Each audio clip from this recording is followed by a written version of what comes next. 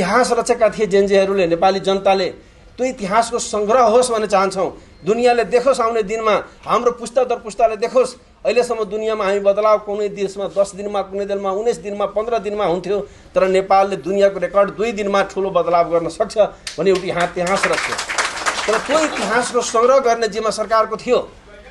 सिंहदरबार जल्यो, न्यायालय जल्यो, संसद भवन जल्यो, त्यसमा कयौँ घुसपेट र अपराधिक कारोबार भएको सबैले भन्छन्। त्यसको छानबिन हुनुपर्छ पर्दैन। त्यसमा कयौँ केमिकलहरू प्रयोग गरेका छन्, अति प्रज्वलन वस्तु प्रयोग भएको छ, कयौँ संदिग्ध अपराधीहरूको संलग्नता छ भने ती प्रमाणहरूको सुरक्षित राखेर जाँचबुझ हुनुपर्थ्यो पर्दैन। यो सरकारले जाँचबुझ आयोग नबन्दै, जाँचबुझ नगराउँदै ती सबै प्रमाणहरू नष्ट गरियो। सबै प्रमाणहरूलाई हटाउने र रगरोगन गर्ने काम हो। त्यो रगरोगन पछि तपाईँहरूको के छ नियत, के हो नियत? दुईटा कुरा तपाईँले गम्भीर ढङ्गले जवाब दिनैपर्छ। एउटा त इतिहासको संगणना गर्नुपर्थ्यो। यो सिंहदरबार लगायतकामा आपराधिक जो एक्टिभिटी भएको छ त्यसको सत्य तथ्य छानबिन गर्नुपर्थ्यो। कसको हात हो, कसरी भयो, दुनियाँले इन्टरनेसनल न्युजहरूले लेखिरहेछ यो विषयहरू।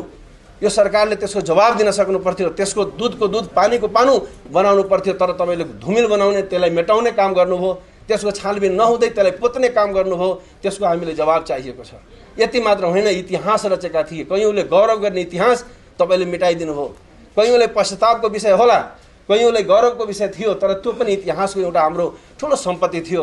त्यसलाई तपाईँले बिगाड्ने कामहरू गर्नुभयो। यो सरकार किन यसरी गरे, किन गरे भन्ने प्रश्न गर्न चाहन्छु। किन यसरी भइरहेछ भन्ने प्रश्न गर्न चाहन्छु।